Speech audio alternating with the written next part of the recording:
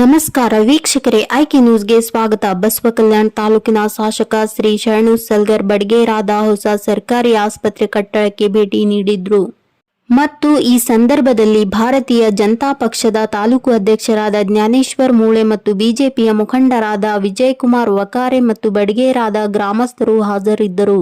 ಬಸವಕಲ್ಯಾಣ ತಾಲೂಕು ಶಾಸಕರಾದ ಶ್ರೀ ಶರಣು ಸಲ್ಗರ್ ಅವರು ಹೊಸ ಸರ್ಕಾರಿ ಆಸ್ಪತ್ರೆ ಕಟ್ಟಡ ಕಾಮಗಾರಿಯ ವರ್ಣನೆ ಮಾಡಿದ್ರು.